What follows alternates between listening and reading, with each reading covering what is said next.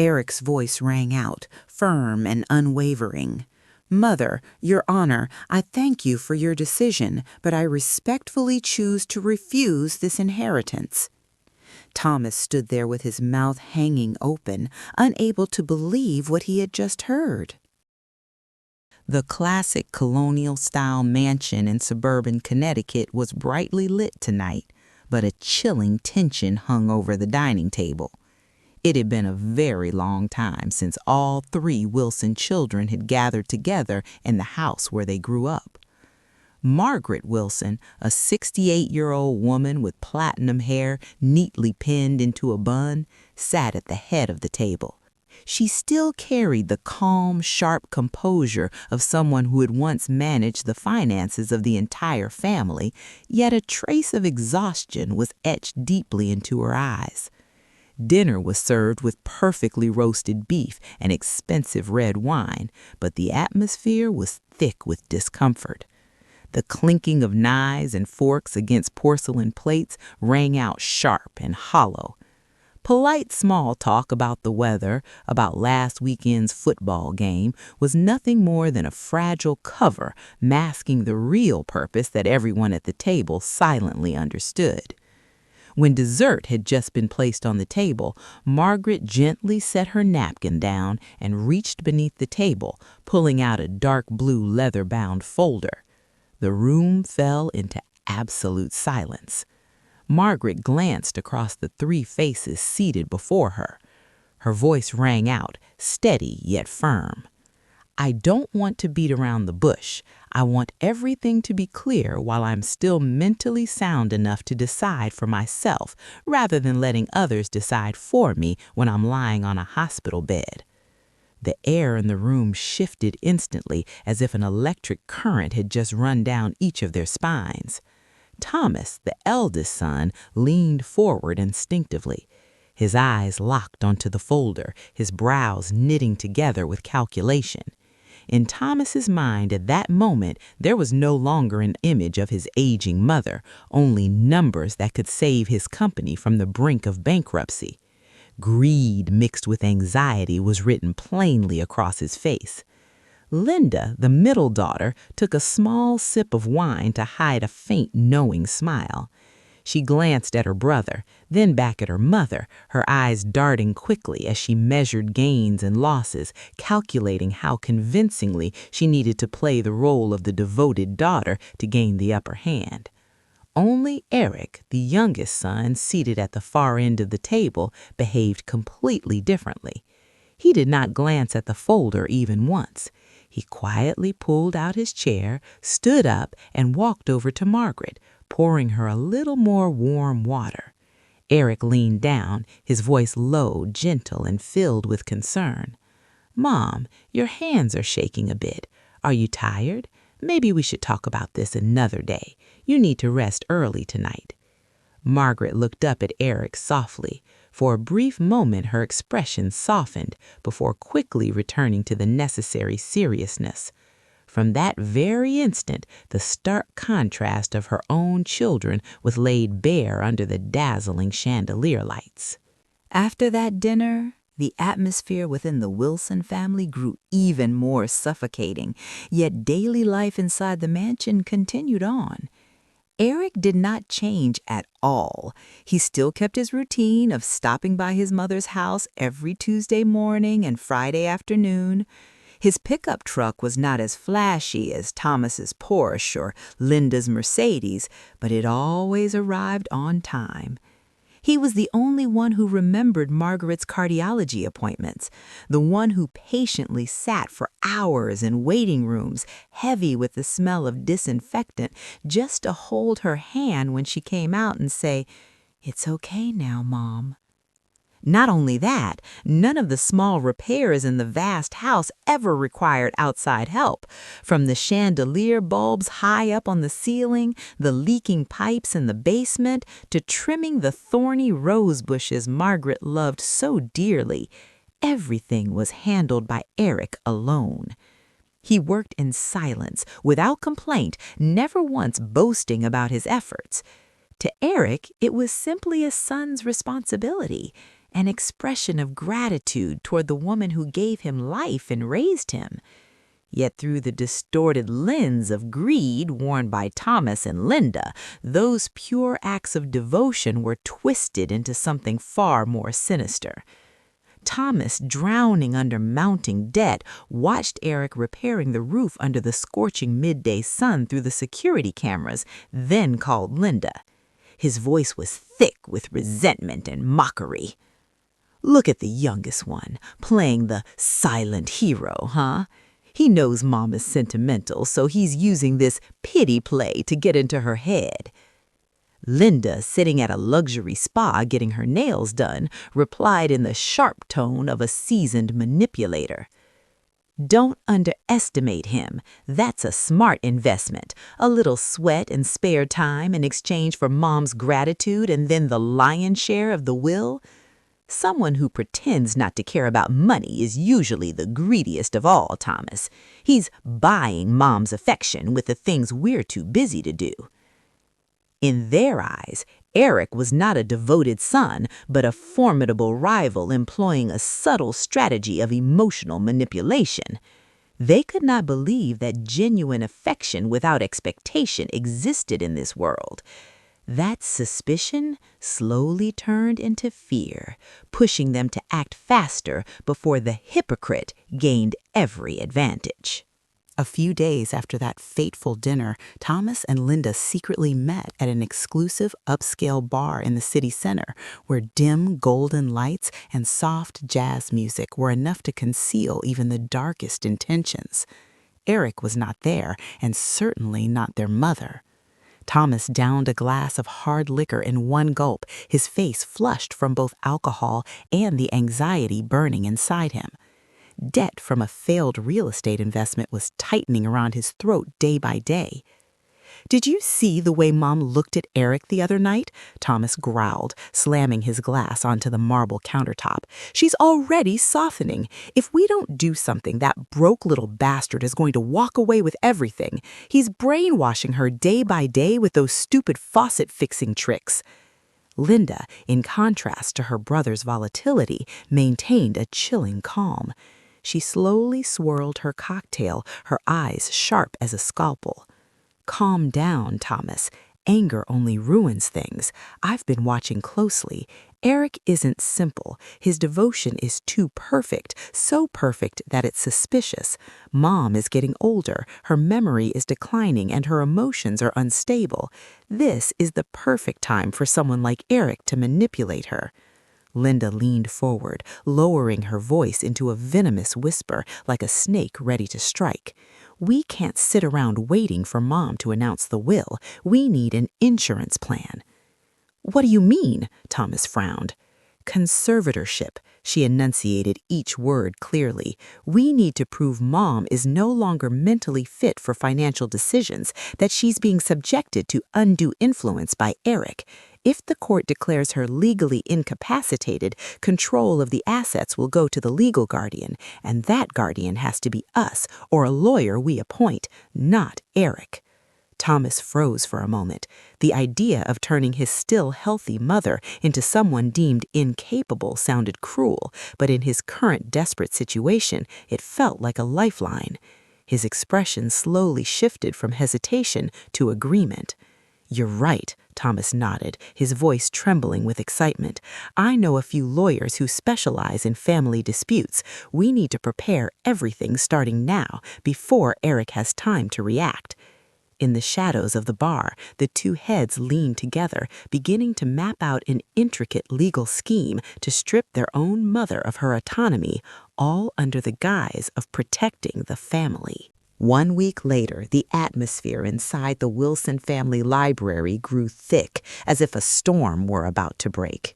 Margaret sat in a dark velvet armchair, thousands of old books lining the walls behind her, forming an imposing and almost oppressive backdrop.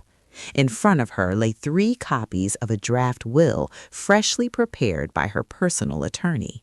There was no tea, no dessert, only cold numbers that would determine the future of the entire family. Margaret gently slid the 3 folders toward her children. "Read it. This is my current plan for the distribution." The sound of rustling paper echoed with impatience. Thomas flipped quickly to the final page where the percentages were listed. Linda was more cautious, scanning the legal clauses before fixing her eyes on the decisive numbers. Eric was the only one who opened his folder slowly, as if reading a magazine rather than a document worth millions of dollars. The result was laid out in black and white. Thomas, 30%. Linda, 30%. Eric, 20%. A suffocating silence settled over the room for several seconds before being broken by Thomas's dissatisfied throat clearing. He looked up, his brow deeply furrowed. "Mom, I don't understand. I'm the eldest. I helped you run the business in the early years after Dad passed. 30%? And why does it only add up to 80%? Where did the remaining 20% go?" Linda could not hide her disappointment either, though she tried to keep her tone gentler. "That's right, Mom. Leaving 20% undecided is extremely risky from both a legal and tax standpoint. Are you planning to donate it to charity, or are you waiting to see who behaves best?" Margaret removed her glasses and looked directly at her two older children. "That 20% remains under my power of appointment. I can allocate it to any one of you or to no one at all, depending on what happens from now until the day I die. That is my safety zone." Thomas's and Linda's eyes immediately shifted toward Eric. Their minds began calculating rapidly. Eric was receiving the smallest share, but his attitude was what truly unsettled them. Eric closed his folder, placed it neatly on the table, and spoke calmly, without the slightest ripple of emotion. "I think it's fair. Honestly, it's more than I need. This is Mom's money. She earned it. She has every right to decide. I have no objections." Eric's response was like a bucket of cold water splashed onto the blazing greed of his siblings. Thomas and Linda exchanged a look heavy with suspicion. In their practical worldview, no one would ever accept the smallest share so willingly. They were convinced Eric was playing the role of the good son to target that remaining 20%. Ironically, Eric's calmness became the very evidence used to indict him in the twisted court of conscience of his brother and sister. Leaving the library with the draft will in hand, both Thomas and Linda felt as though an invisible weight was pressing down on their chests. The undecided 20% haunted them far more than the portion they were guaranteed to receive. In the gravel-paved parking lot of the estate, instead of driving away, they leaned against Thomas's Porsche, lighting cigarettes to steady nerves stretched taut as wire. Thomas took a long drag, exhaling smoke irritably into the air. "Why would Mom hold back 20%? She's never been indecisive. This has to be a trap. Or worse, she's saving it for her one and only devoted child." Linda nodded, her gaze fixed on the second-floor window of Eric's room, where the lights were still on. "You're right. Eric's calm today wasn't normal at all. If it were anyone else getting the smallest share, they'd react, they'd question it, but he didn't. Why? Because he knows the rest is coming to him." Suspicion seeped into their minds like poison. They began replaying fragmented memories, connecting scattered dots from the past. The private dinners Eric shared with their mother, the long phone calls whose content they never knew, the fact that Eric alone held the key to the family safe containing important documents, all those actions, once seen as support, now, through the lens of jealousy, became calculated moves of subtle manipulation. Linda dropped her cigarette to the ground and crushed it under her high heel, as if trying to extinguish the threat named Eric. She turned to Thomas, staring him straight in the eyes, her voice cold and warped with twisted logic. "Remember my words. Someone who doesn't chase money usually wants it the most. Eric doesn't need our 30% because he wants that remaining 20%, plus control of the entire house. He's playing the long game, trading patience now for everything later. He wants to become the new Boss Wilson while we're reduced to dependents living off handouts. Linda's words were the final straw, triggering Thomas's deepest fear, the fear of being outplayed, outmatched by the younger brother he had always looked down on. The smoldering jealousy now erupted into open hostility, burning away what little family affection remained. They realized that waiting for their mother's decision was no longer safe. They had to act first. 2 weeks after their discussion in the parking lot, Thomas and Linda sat across from Attorney Kane, a notorious expert in high-conflict family inheritance disputes, inside his office on the 45th floor of a skyscraper. The city buzzed far below, but their attention was locked onto the thick stack of documents on the glass table. They were not there to discuss accepting the will. They were there to find a way to neutralize their own mother's authority. "We're concerned that our mother may no longer have the legal capacity to make major financial decisions," Linda began, her tone perfectly calibrated with feigned concern, exactly like a dutiful daughter worried about an aging parent. "Lately, she's been forgetful, emotionally unstable, and most importantly, we suspect she's under undue influence from our youngest brother." Thomas slid a folder toward the attorney. Inside were trivial incidents inflated into symptoms. One time their mother misplaced her keys, one unusually large charitable donation, and the frequency of Eric's visits. "If Eric manipulates our mother into giving him the remaining 20%, or worse, changing the entire 60%, we lose everything. We need to stop this immediately." Attorney Kane skimmed the documents, nodding with professional detachment. "In the United States, if you can demonstrate cognitive decline or psychological manipulation, you may petition the court to establish a conservatorship. At that point, the court will freeze her right to independently manage her assets. Any wills or financial changes made during that period can be declared invalid." Thomas's eyes lit up. "So we could force the court to redistribute the estate under intestacy laws, or at least preserve the current arrangement that benefits us?" "Exactly," Attorney Kane replied, "but you must strike first. The petition must be filed before she announces any further changes. This isn't immoral. It's a measure to protect family assets from external risks."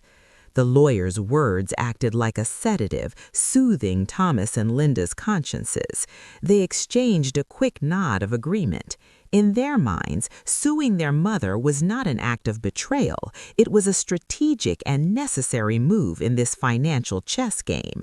They were ready to turn their lucid mother into a legally incompetent woman on paper to secure the inheritance they believed they deserved. 3 days before Thomas and Linda officially filed their petition with the court, they made one final move, pulling Eric onto their side. They knew that if all 3 siblings jointly signed the conservatorship request, the court would approve it far more easily, and their mother would have no way out. The meeting took place in Eric's modest apartment. Thomas and Linda entered with an air of superiority, their eyes sweeping over the simple furnishings with barely concealed disdain. Linda placed the thick folder on the small coffee table and slid it toward Eric, along with an expensive fountain pen. "Eric, I know you love Mom," Linda began, her voice sweet as honey while her eyes remained cold. "But you need to be realistic.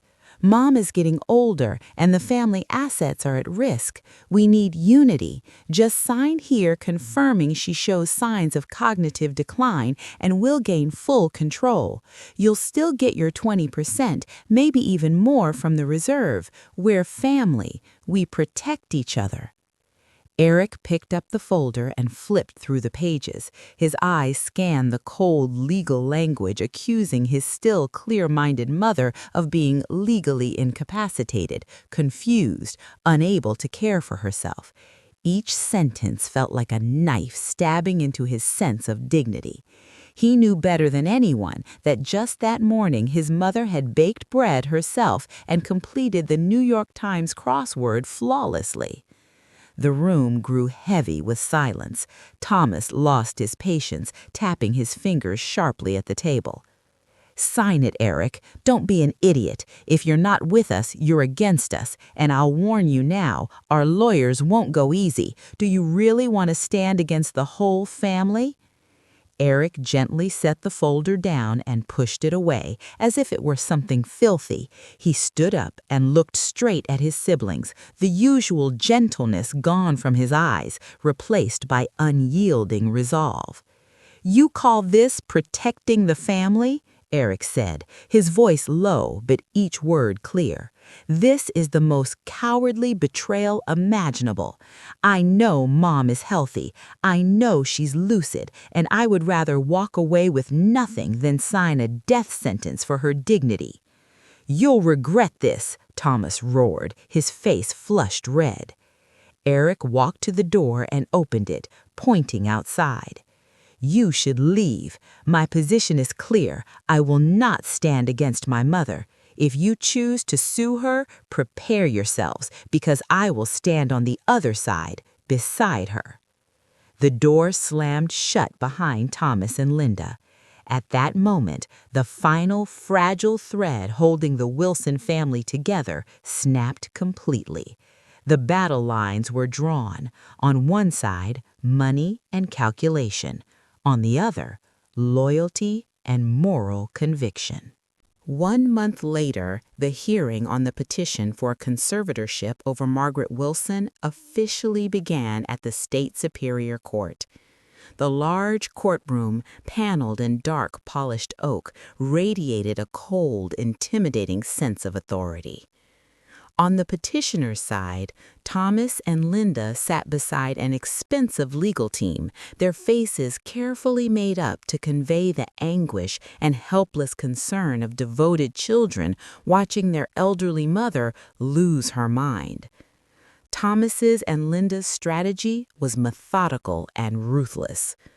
One by one, they called their expert witnesses, high-priced psychologists who had spent less than an hour with Margaret, yet delivered firm conclusions about her alleged cognitive decline. Their attorneys painted a distorted picture, Margaret as a confused, easily influenced old woman, and Eric as a calculating manipulator, exploiting his mother's loneliness for personal gain. Thomas took the stand, his voice trembling with rehearsed emotion. "Your Honor, we're doing this only to protect our mother. Eric has isolated her, making her believe he's the only one who truly cares. We fear that our parents' lifetime of hard-earned assets will be taken by him." When Eric was called to testify, the contrast was striking. Unlike his siblings' polished appearance, Eric wore an old but neatly pressed suit, his demeanor unusually calm. Thomas's attorney immediately launched a direct attack. "Mr. Eric Wilson, you spend hundreds of hours each year repairing the house and taking Mrs. Margaret to medical appointments. You're a busy freelance worker. Is it truly believable that you do all this without aiming for the undecided 20% of the estate?" The courtroom fell completely silent, waiting for hesitation or a clumsy defense. But Eric simply looked the attorney in the eye, then turned to the judge, his voice steady and sincere. "I do those things because she is my mother, period. I don't care about 20%, 30%, or any number in a will. If this court believes my care is driven by self-interest, I am willing to voluntarily renounce my entire inheritance right here and right now. but I state this clearly before the court. My mother is fully lucid. She is the most intelligent woman I know. Please do not strip her of her dignity because of someone else's greed." Eric's answer swept through the courtroom like a breath of fresh air, dispersing the suffocating atmosphere of calculation. Murmurs rippled among the spectators. They recognized that Eric was nothing like the typical spoiled youngest child often seen in inheritance disputes. His sincerity was a weapon Thomas and Linda could never buy with money. As soon as the petitioners finished presenting their accusations, Attorney Sterling, Margaret's legal representative, slowly rose to his feet. A man in his early 60s, he carried the dignified presence of a former judge. Without raising his voice or dramatizing the moment, he calmly placed a legal document on the judge's bench. It was not the draft will Thomas and Linda had seen, but an entirely different document, the Wilson Family Protection Trust, established 6 months earlier. Attorney Sterling adjusted his glasses, his voice clear and firm throughout the courtroom. "Your Honor, my client, Mrs. Margaret Wilson, anticipated this day. She knows her children better than they know themselves. This trust contains a specific provision, a no contest clause." The courtroom collectively held its breath. Thomas and Linda glanced at each other as a chilling sense of dread ran down their spines. "This clause explicitly states," Sterling read aloud, "that any beneficiary who files a lawsuit, challenges the legal capacity of the grantor, or deliberately attempts to seize control of the grantor's assets for personal gain without verified medical evidence from a court-appointed physician shall immediately forfeit all inheritance rights." Before opposing counsel could object, Sterling delivered the decisive blow. He submitted a series of irrefutable pieces of evidence. First, medical records from 3 leading neurologists confirming that Margaret was fully competent with a cognitive score of 100%, completely refuting the claims of the hired experts. Second, and far more devastating, printed emails and text messages exchanged between Thomas and Linda. Messages discussing taking control, blocking Eric, and fears of losing their share were projected onto a large screen. Not a single message expressed concern for their mother's health. Every line revolved around money. The act of filing this petition, Sterling concluded, his sharp gaze fixed on the siblings, constitutes the very trigger of the no contest clause. By attempting to declare their mother incompetent out of greed, Mr. Thomas Wilson and Ms. Linda Wilson have removed themselves from the list of beneficiaries by their own actions. Thomas and Linda stood frozen, their faces drained from flushed red to ghostly pale. They realized they had fallen into a perfect trap set by their own mother, a moral trap designed to ensnare only the greedy and unfilial. They had gambled it all and lost it all before the judge even issued a ruling. The atmosphere in the courtroom grew heavy as lead as all eyes turned toward Judge Harrison. After carefully reviewing the verified medical records and the evidence of calculated communications between Thomas and Linda, he removed his glasses and rubbed his temple, as if trying to dispel the daily disappointment in human nature he witnessed from the bench. The gavel struck sharply, silencing all whispers. "The court has reviewed all evidence," Judge Harrison began, his voice deep and authoritative, unmistakably stern toward the petitioners. "This case is disguised as elder protection, but its true nature is a blatant attempt to abuse the judicial system for asset control. Medical evidence confirms that Mrs. Margaret Wilson is fully competent. Conversely, electronic evidence demonstrates that the petitioner's motives are purely self-serving."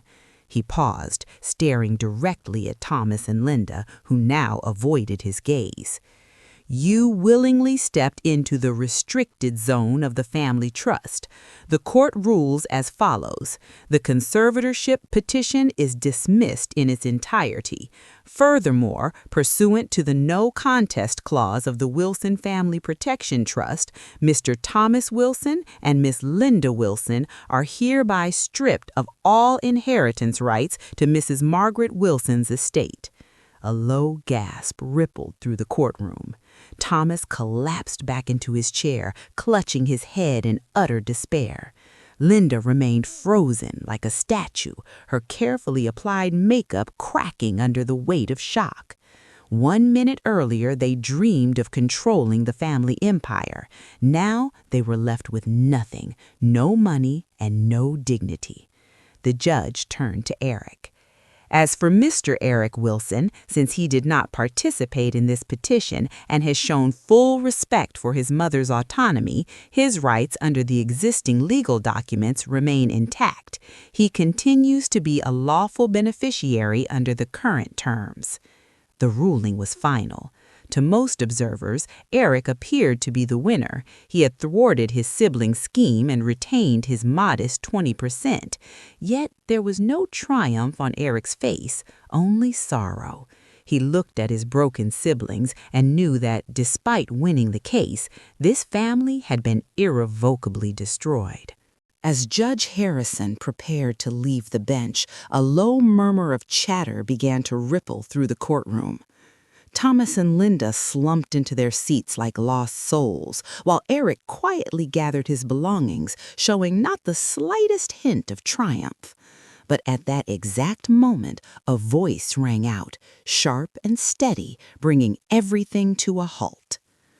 "Wait, Your Honor." Margaret Wilson stood up. She did not need a cane. Her back was straight, her eyes clear, sharp with intelligence and authority. She gestured to Attorney Sterling, who respectfully handed her a sealed, dark red envelope. Margaret stepped toward the microphone, her gaze sweeping past her 2 stunned older children before settling on Eric. "The court's ruling is complete," she said, her voice echoing through the suddenly silent room. "But my true intention begins now.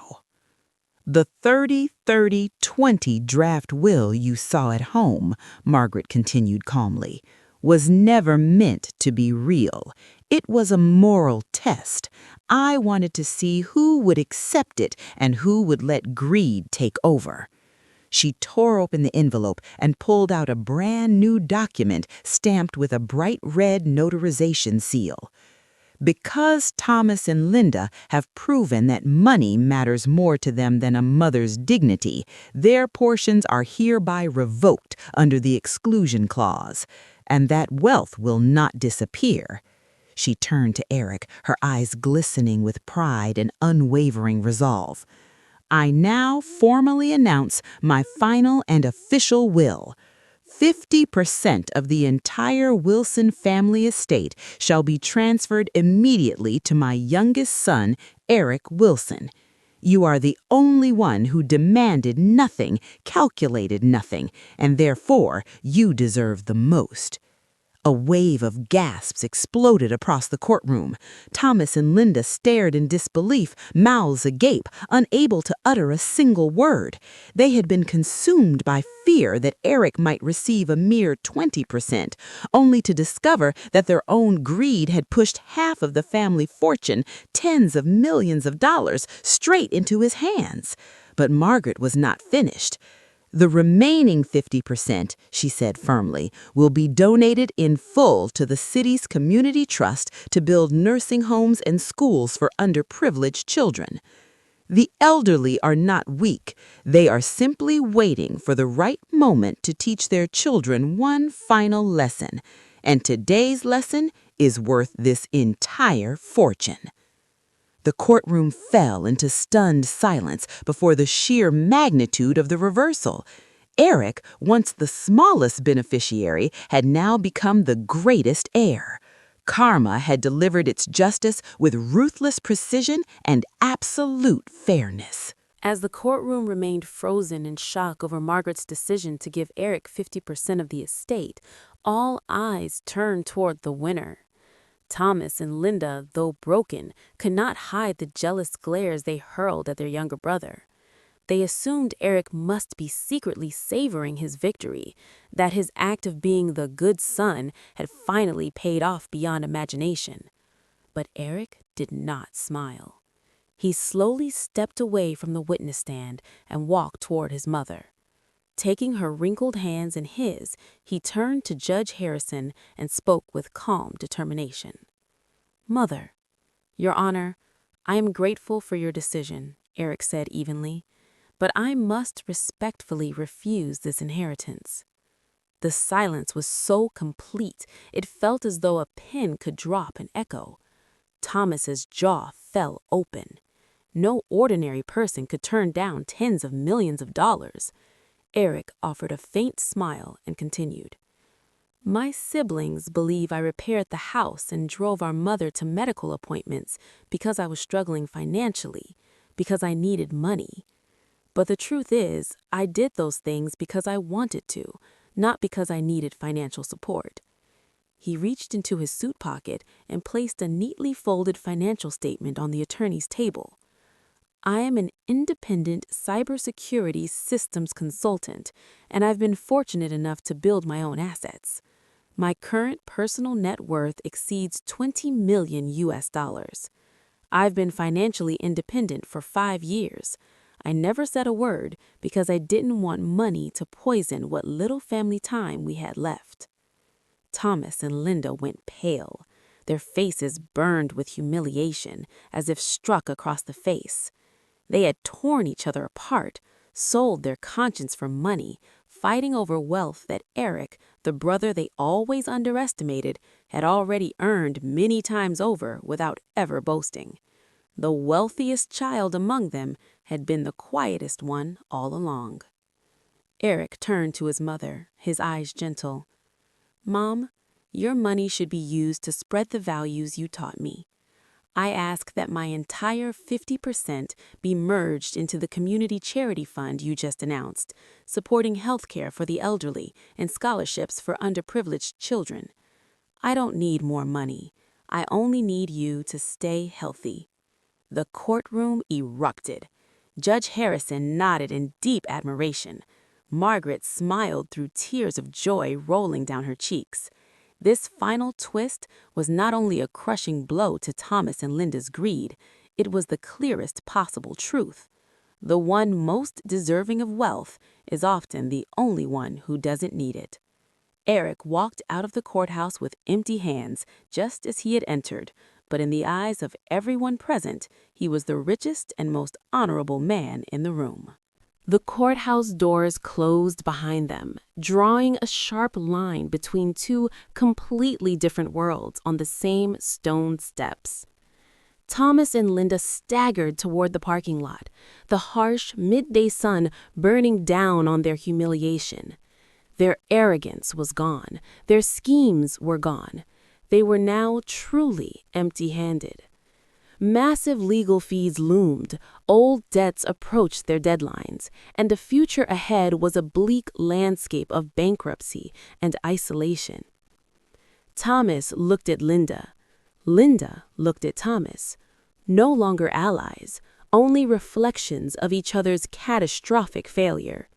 They hadn't just lost money, they had lost the only place on earth that might have forgiven them unconditionally: family.